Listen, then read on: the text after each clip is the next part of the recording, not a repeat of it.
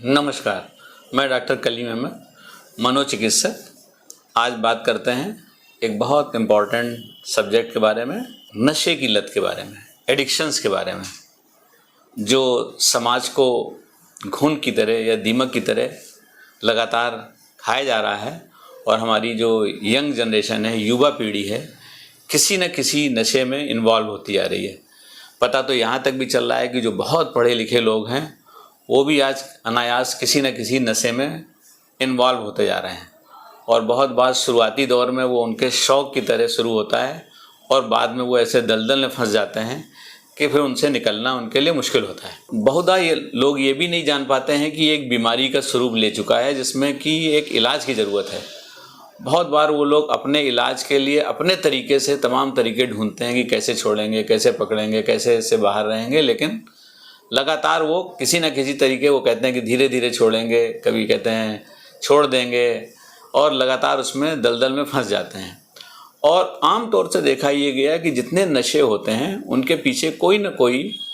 मनोचिकित्सा की बीमारी भी जुड़ी होती है, चाहे वो डिप्रेशन हो, एंजाइटी हो, मैनिया हो, सिजोफ्रेनिया हो, ऑब्सेशंस हो, पैनिक्स हो, ये बीमारी भी उनके बैकग्राउंड में जुड़ी होती है। अब वो तमाम लक्षण उनमें मौजूद होते हैं और इसके जो आम तौर से जो कारण देखे जाते हैं, कुछ जेनेटिक फैक्टर्स भी होते हैं कि कुछ में देखा गया कि पीढ़ियों में या जनरेशन्स में ये बीमारी रन कर रही होती है। इन्वायरमेंटल फैक्टर्स बहुत बार हावी होते हैं और बहुत बार आज की डेट में सामाजिक तौर से जो एक आदमी मान रहा है कि साहब लेट नाइट फंक्शनिंग है तो साहब नींद नहीं आ रही है, उसकी वजह से कुछ नशा लेने लग रहे हैं, या तनाव बहुत महसूस कर रहे हैं तो किसी ने कह दिया तनाव दूर करने की दवा नशे में है। तो इस तरीके से देखा जाए तो लोग कहीं ना कहीं नशे की गिरफ्त में चले जाते हैं। जो आम नशे की चीज़ें हैं जो समाज के अंदर कॉमन हैं, उनमें शराब है, चरस है, गांजा है, भांग है, तंबाकू है, अफीम है, और अब जो है कुछ और मेडिकेशंस हैं जैसे अल्प्राजोलाम है, क्लोनाजिपाम है, कुछ और भी ओपियाइड्स प्रोडक्ट्स हैं, उनका लोग नशा कर रहे होते हैं।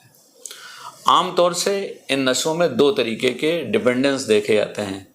साइकोलॉजिकल डिपेंडेंस और फिजिकल डिपेंडेंस। एक तो वो जिनमें कि आदमी मन से उस पर डिपेंडेंट हो गया है कि वो सोच रहा है कि इसके बिना हम रह ही नहीं सकते हैं, और उसके वैसे तमाम लक्षण उसके अंदर दिखते हैं, बेचैनी, घबराहट, उलझन, हेलुसिनेशंस, फियर्ड, तो ऐसे तमाम से लक्षण दिखते हैं। और उस टाइम पर लोग ये समझ नहीं पाते हैं, उसके लिए लोग तमाम बहुत बार झाड़ फूंक भी कराते हैं कि हमारे बच्चे को नशा छूट जाए, ताबीज़ कराते हैं, कहीं कुछ करा रहे होते हैं। और दूसरे शारीरिक लक्षण जो नशा ना लेने पर उसके अंदर मौजूद आते हैं, जैसे किसी को उल्टियाँ हो रही हैं, किसी को घबराहट हो रही है, दिल धड़क रहा है, बेचैनी हो रही है, उलझन हो रही है, कमजोरी लग रही है, कभी कभी दौरे तक आ जाते हैं, नींद नहीं आ रही है। तो ऐसे बहुत से लक्षण अलग अलग लोगों में अलग अलग नशे की वजह से होते हैं, लेकिन इलाज सबका संभावित है, जो कि एक्सपर्ट हैंड में यानी कि मानसिक रोग विशेषज्ञ के पास पहुंचने पर उनका एक पूरा इवैल्यूएशन होता है कि कितनी डोज ले रहे हैं, कितने दिनों से ले रहे हैं, सुबह ले रहे हैं, शाम को ले रहे हैं, और कैसे शुरू किए है कि किसी ग्रुप्स में लेते हैं, एलोन लेते हैं, क्या क्या बैकग्राउंड में साइकाइट्रिक इलनेस मौजूद है। इन सब चीज़ों का एक पूरा ब्यौरा तैयार किया जाता है, हिस्ट्री मेकआउट की जाती है और उसके अकॉर्डिंगली उनका इलाज किया जाता है। आम तौर से नशे में जब नशा नहीं मिलता है तो उसको क्रेव होता है, यानी कि फिजिकल सिम्टम्स उसको महसूस होते हैं, और उसकी वजह से वो कुछ भी हो जाए, किसी भी कंडीशन में हो जाए, अगर उसको उसके ट्रीटमेंट नहीं मिलते हैं या सब्स्टिट्यूशंस नहीं मिलते हैं तो वो नशा कर लेता है। क्योंकि नशे की लत में या तो नशा मिलेगा या पूरी दुनिया एक तरफ हो जाएगी। तो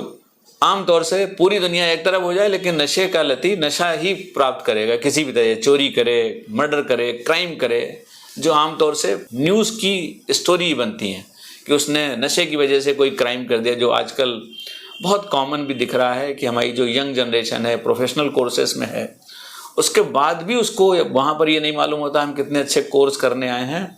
और इन सब खराब गलत कामों में इन्वॉल्व हो जाते हैं। अगर इनको प्रॉपरली टाइम से इलाज मिल जाए, प्रॉपर इवैल्यूएशन हो जाए, जितनी जल्दी मालूम पड़ जाए कि इनको नशे की लत हो गई है, वो कुछ भी कर रहे हों, कुछ भी पढ़ रहे हों, कुछ भी स्टेटस पर हों, तो उनका इलाज एक संभावित हो सकता है। आमतौर से